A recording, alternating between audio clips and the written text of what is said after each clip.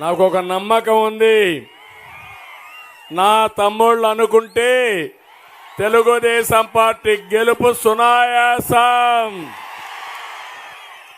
ఏం తమ్ముళ్ళు గెలిపించుకుంటారా మీరు?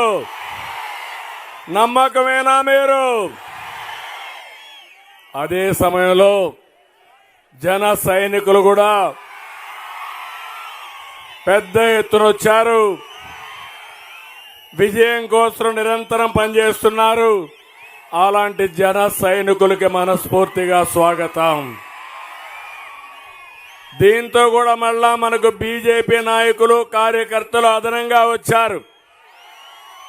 అందరం కలిసాం.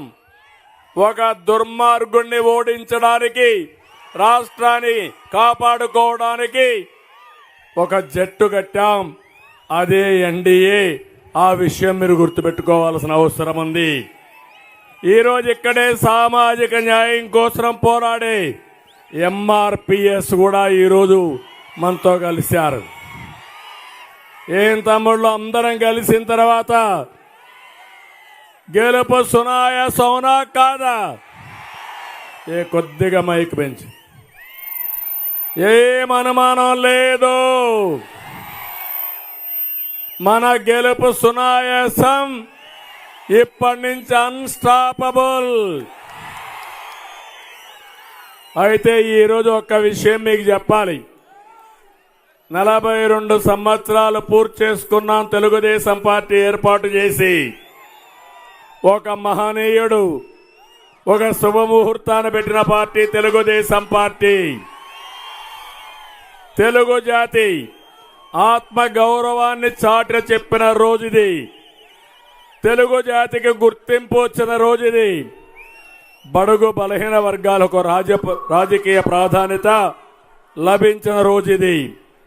ప్రజలకు సంక్షేమం, అభివృద్ధి, సుపరిపాలన పరిచయం చేసిన రోజుది. ఇంకో పక్క ఒక ప్రాంతీయ పార్టీ జాతీయ భావాలతో ముందుకు పోయాం. దేశంలోనే ఒక ప్రత్యేకమైన స్థానం ఏర్పాటు చేసుకున్నాం. నేనందరినీ ఒకటే కోరుతున్నా, క్రీస్తు శకం ఎట్లయిందో తెలుగు జాతికి తెలుగుదేశం శకం కూడా అంతే.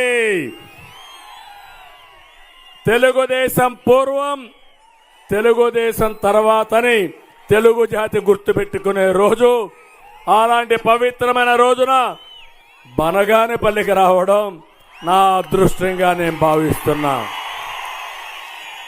ఇది ఈ రోజే కాదు, చరిత్రలో ఎప్పుడో గుర్తుండిపోయే రోజు.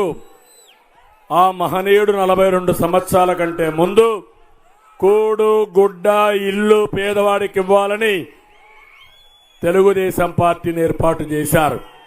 అంత మునుపు బియ్యం తిన్నవారికి, కడుపు నిండా భోజనం లేని వారికి 2 రూపాయల కేజీ ఇచ్చిన ఘనత తెలుగుదేశం పార్టీది.